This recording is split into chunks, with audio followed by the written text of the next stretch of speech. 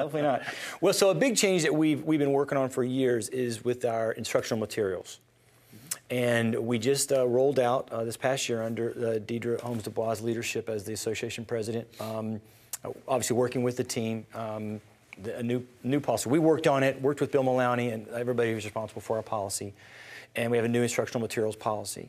And in those conversations, I know one of the pieces that you were really focused on was wanting to set structures in place to protect faculty from any hints of impropriety relative to faculty-authored materials.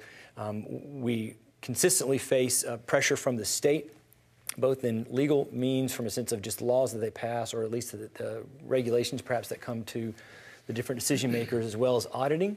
Relative to cost of textbooks, that seems like a big hot item for people. So are you happy with the policy we have now? Do you feel like we've gotten in a good direction? Are there other things we should be aware of relative to textbook challenges that are going to come our way? Well, let me say 2 or 3 things about it. One is thank you. That's hard work to do, and it's faculty work. And so when those issues were on the table, we said this really has to be something the faculty association and faculty council take on as the leaders of policy, developing new policy in this area. And so both you and your predecessor, Deidre Holmes-Dubois, and her predecessor, Bob McCaffrey. That's right. And Bob Gesner, he was working, Lisa Macon was working on it back when she was there. We've had 4 or 5 tenures in this role in a row where they've all been working patiently, carefully towards a policy that, that's as fair or balanced as it can be. We're in a weird time in the industry where sourcing content's kind of in between. We're not fully liberated to an open content world yet. We still have publishers to deal with. Marketing and fulfillment is still kind of complicated.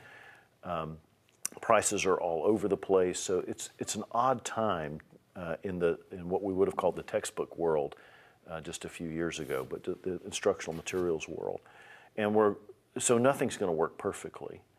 But what you developed, I thought, was procedurally thoughtful. It allows faculty to make the decisions, but not individually.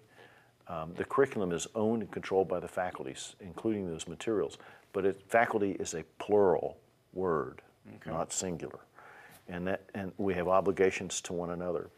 And we've got to create an environment that's sensible to students. I think the time will come when digital technology will free the faculty to have many more options about instructional materials to use. And that'll challenge us as well. Right.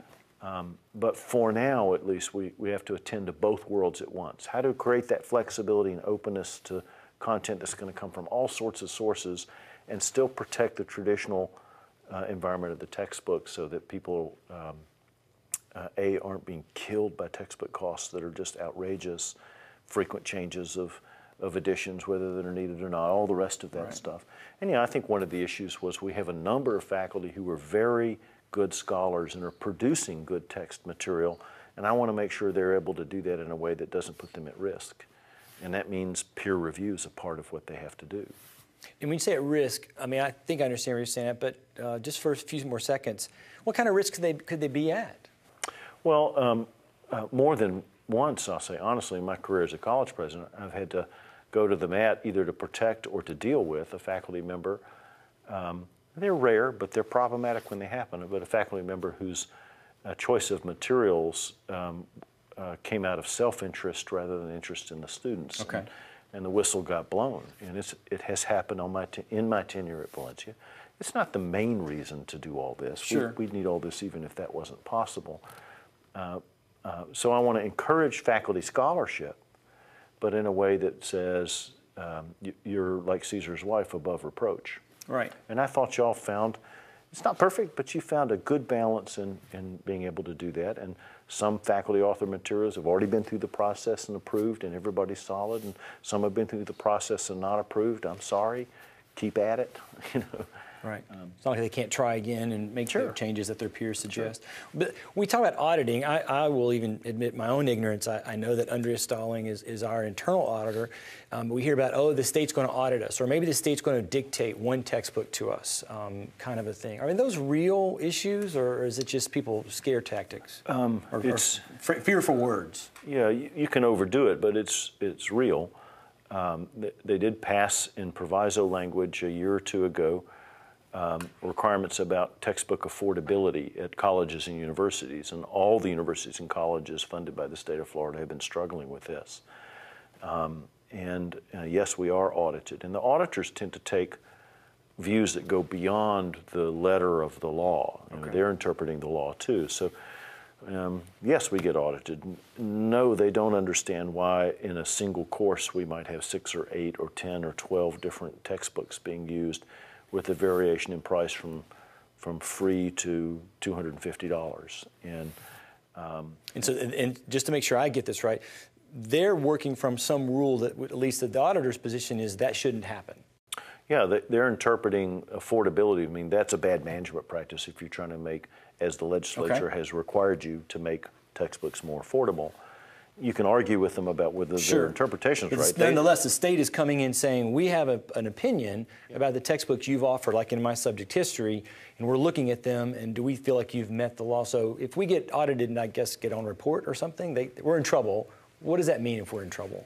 Well, it can mean a lot of things. They can require you to follow up with reports to the State Board of Education. They could withhold funding. There are all sorts of there could measures. Be financial penalties if we were not working to get our textbooks in some kind of an alignment. You think our policy is okay relative to the state rules? I think they're in the same quandary of this sort of strange environment with regard to where content comes from that we are, and so they're struggling to master it too, albeit with a little bit of a simplistic approach to it. And I'm perfectly willing to defend against auditors and occasionally take an audit finding when I think we're right and they're wrong, and have said that to them as well as others. So I don't think we need to be overly sensitive to the auditors in this. I think Valencia's always been good at choosing the right value.